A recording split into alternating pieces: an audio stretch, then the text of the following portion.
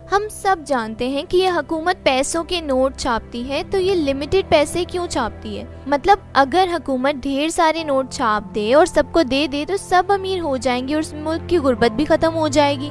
ये सवाल अक्सर लोगों के जहन में उठता है कि ऐसा क्यों है कि अमीरों के पास ज्यादा पैसा चला जाता है और गरीब बेचारा गरीब ही रह जाता है। जब नोट छप ही रहे हैं तो हुकूमत को चाहिए ना कि जहां इतने नोट छाप रहे हैं तो थोड़े ज्यादा छाप कर हर गरीब की मदद कर दें ताकि वो भी अपना गुजर बसर अच्छे से कर सके। आज की इस वीडियो में हम इसी सवाल के जवाब की तरफ नजर डालेंगे। तो आगाज करते हैं। मैं हूं आपकी होस्ट अलीशा और आप देख रहे हैं टॉप फैक्ट्स टीवी।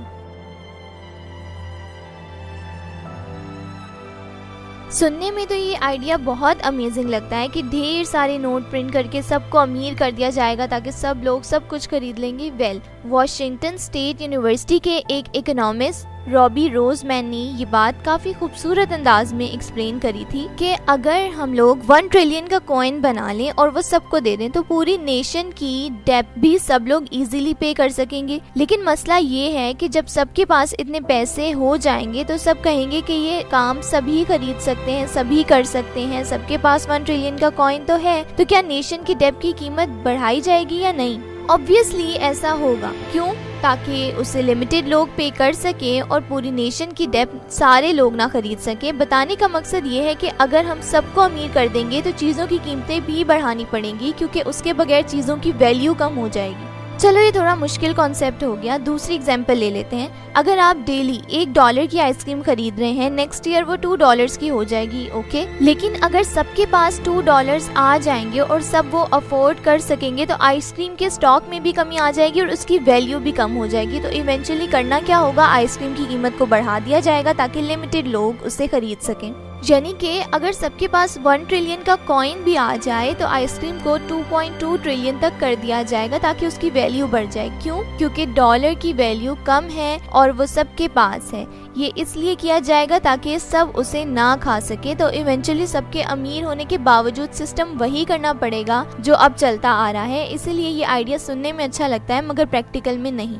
चलें इसी कॉन्सेप्ट को थोड़ा मजीद आसान करते हैं। सपोज आपके पास 1 गैलन पानी है। आप गैलन के पानी को जार में डालते हैं जो कि कम्प्लीटली उसमें आ जाएगा। लेकिन जब आप उसी जार के पानी को 2 जार्स में बांटते हैं तो वो हाफ हाफ हो जाएगा।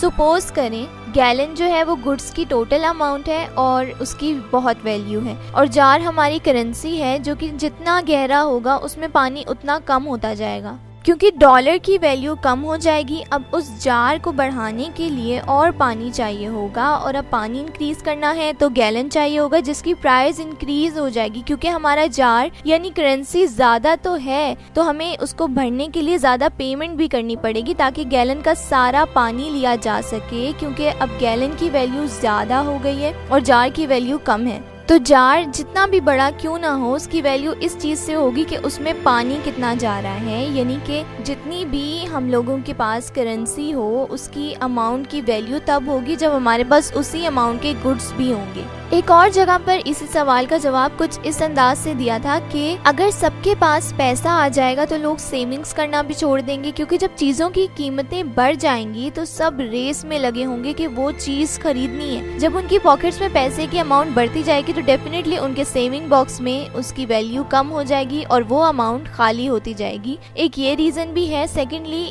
एक कंट्री जिसका नाम जिम्बाब्वे है उसने एक्चुअली इस चीज का प्रैक्टिकल भी किया है और पूरी कंट्री में सबको अमीर कर दिया था।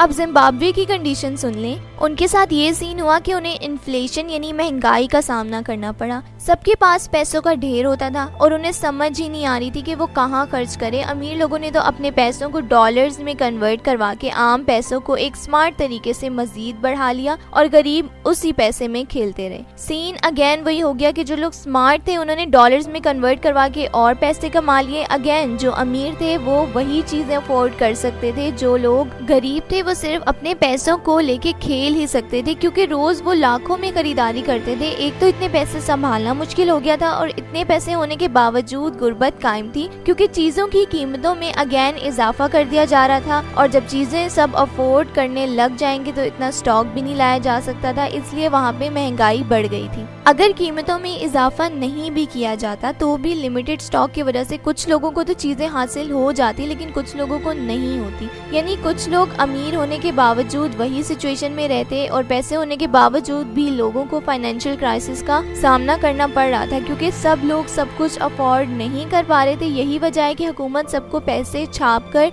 अमीर नहीं कर सकती, क्योंकि निज़ाम अमीरी और गरीबी से ही चल सकता है। हर इंसान सब कुछ हासिल नहीं कर सकता, हर चीज़ का ऑपोजिट ही उसके वजूद का सबूत होता है। उम्मीद है आपको ये वीडियो पसंद आई होगी। कमेंट सेक्शन में अपना फीडबैक ज़रूर दीजिएगा। खुदा हाफिज़।